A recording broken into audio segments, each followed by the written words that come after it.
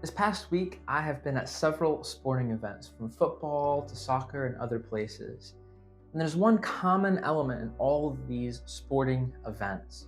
See, at the beginning, there's the introductions, there's the introduction of the players and the coaches, etc. But then there's this one moment that all these different sporting events have in common. And that's the moment when the announcer says, "Would everyone please rise for the playing of the national anthem?" And so all the spectators rise up together as they hear the national anthem being sung or being played. It's one of the ways of showing loyalty and patriotism and allegiance to this country. But the question is, what does that look like in relation to God?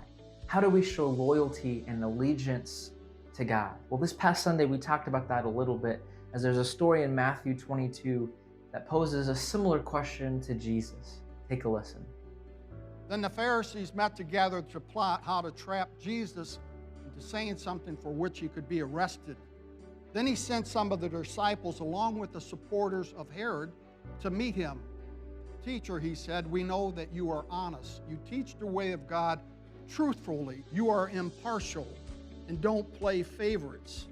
Now tell us what you think about this. Is it right to pay taxes to Caesar or not?" But Jesus knew their evil motives. "You hypocrites," he said. "Why are you trying to entrap me?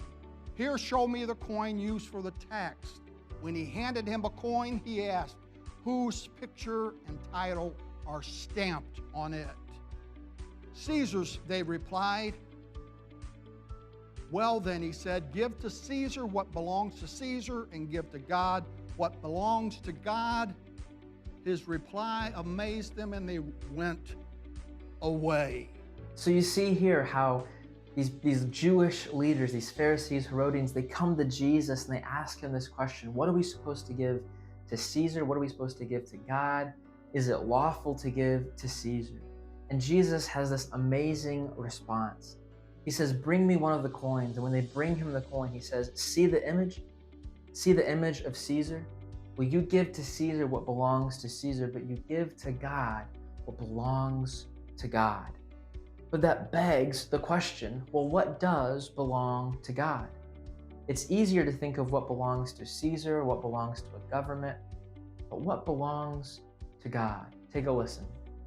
And how do we know what things belong to God? They have God's icon.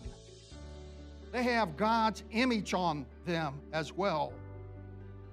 And notice this word icon, image, is used in the Greek translation of the Old Testament as early as Genesis. Genesis chapter 1, verse 26 and 27. Then God said, "Let us make humankind in our icon, in our image, according to our likeness." So God created humankind in his image. In the image of God, he created them, male and female, he created them. We are to give to God the things stamped with God's image. That's us. We're stamped with God's image.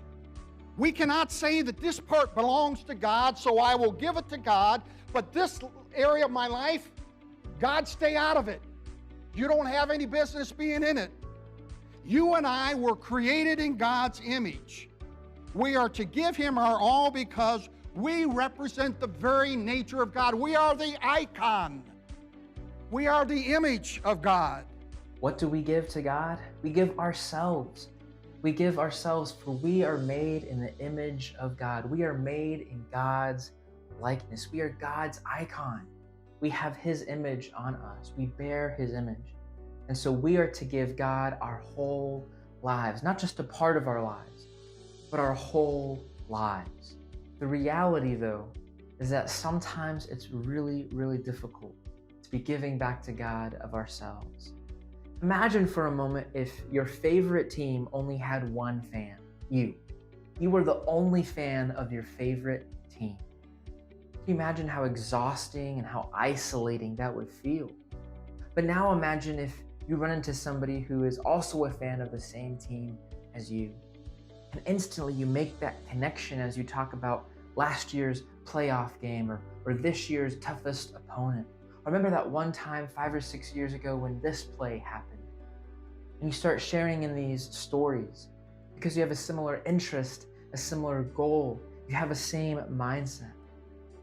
Now say you go to one of these teams' events, and it's not just you, but it's hundreds, if not thousands of people who share the same interest, the same goal, the same mindset as you're rooting for this team. It's the same thing with us as Christians. And see, that's the beauty of God's wisdom, because he gave us the church. And he said, I'm going to put people around you that have the similar belief, that have the similar mindset. Fellowship with them, engage with them, interact with them, associate with them. For when you're hurting, maybe they aren't, and they can build you up. And then when they're going through a tough time, you can be there for them. When the going gets tough, we have each other to help each other, to remind each other that we are made in the image of God and that we belong to God. And that is today's leftovers.